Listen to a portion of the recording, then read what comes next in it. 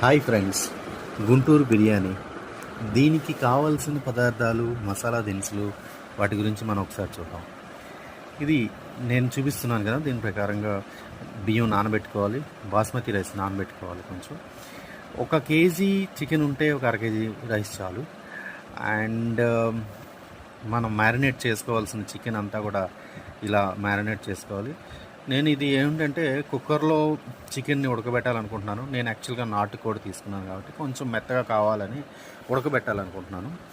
So కుక్కర్ని అందుకే తీసుకున్నాను. దీంట్లో మెయిన్లీ మనం ఆయిల్ వేసి కొంచెం, దాని తర్వాత లవంగాలు, దాల్చిన చెక్క అలాంటివన్నీ వేసి కొంచెం సేపు వాటిని బాగా ఫ్రై చేసుకున్న తర్వాత దాంట్లో మనం ఉల్లిపాయ, తరిగిన ఉల్లిపాయ అండ్ పచ్చిమిరకాయ కూడా ఇలా వేసి దానిని కొంచెం గోల్డెన్ కలర్లో వచ్చేంత వరకు దాన్ని ఫ్రై చేసుకోవాలి. సో ఇప్పుడు ఈ నీళ్ళు ఏంటంటే బాస్మతి రైసు ఉడకబెట్టడానికి పెట్టిన నీళ్ళు అన్నమాట ఇవి.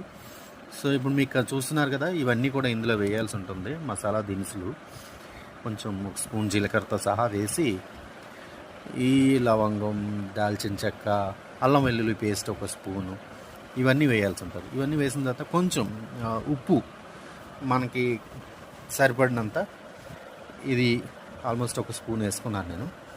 వేసుకున్న తర్వాత కొంచెం సరిపోదేమో అని చెప్పేసి మళ్ళీ కొంచెం వేసుకున్నాను. ఈ నిమ్మకాయ కూడా కొంచెం చూస్తున్నారు కదా, అంతకన్నా ఎక్కువ పిండితే పులుపు వస్తుంది. చూడండి, ఇప్పుడు దీన్నంతా కూడా తీసుకెళ్ళి నేను స్టవ్ వెలిగించి స్టవ్ మీద పెట్టుకున్నాను. దీని తర్వాత దీనిలో కొంచెం నూనె, అలా పళ్ళైనట్టుగా నూనె వేస్తే అది ఏంటంటే ఉడకడానికి బాగా హెల్ప్ అవుతుంది. సో ఇక్కడ చూడండి, మీకు ఇందులో పుదీనా, కొత్తిమీర కూడా వేశాను. మనకు కావాల్సిన టైం వచ్చేసింది. గోల్డెన్ కలర్లోకి ఆనియన్స్ అయిపోయాయి. సో ఇప్పుడు మనం తరిగి పెట్టుకున్న టమాటా కూడా దాంట్లో వేసుకొని దాన్ని కూడా కొంచెం ఫ్రై చేసుకుంటే సరిపోతుంది.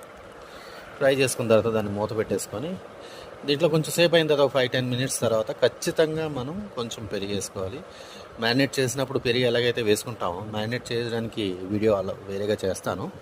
సో మ్యారినేట్ చేయడానికి సింపుల్గా పెరుగు, కొంచెం కారం, కొంచెం ఉప్పు, పసుపు అండ్ మసాలా, చికెన్ మసాలా వేసుకుంటే కనుక బాగుంటుంది. చేసి ఒక అరగంట సేపు ఉంచుకున్నాను అంతే.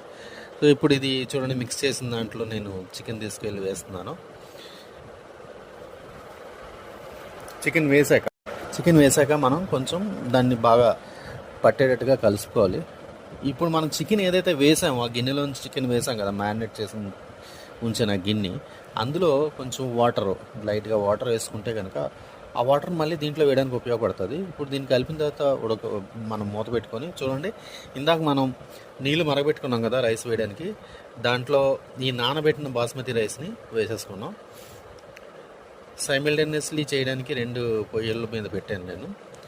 సో ఇది వేసుకున్న తర్వాత ఇందాక చెప్పాను కదా, మ్యారినేట్ చేసిన గిన్నెలో ఏదైతే ఉన్నదో దాంట్లో కొంచెం ఇంతవరకు వాటర్, ఇంత ఎక్కువ అవసరం ఉండదు, కొంచెం తక్కువే వేసుకోండి.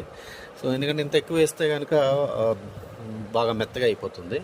నేను మళ్ళీ తీసేసాను వాటర్ని యాక్చువల్గా. సో ఈ వాటర్ని కొంచెం తక్కువ వేసుకోండి. తక్కువ వేసుకుంటే కనుక పలుకుగా దింపడానికి అవుతుంది బిర్యానీని. సో ఇలా ఉడికిపోయిన తర్వాత చూడండి, మంచి వాసన వస్తుంటుంది. ఈ రైస్ కూడా అదే టైంలో అదే రకంగా ఉడికింది. సో అంతవరకు ఉడికితే చాలు, పూర్తిగా రైస్ ఉడకాల్సిన అవసరం లేదు. ఇప్పుడు నేను నా దగ్గర ఉన్న మట్టి కుండలో వేసుకున్నాను. ఇది మీ దగ్గర ఏమైనా వేరే ఏది ఉంటే కనుక దాంట్లో వేసుకోండి ఇది.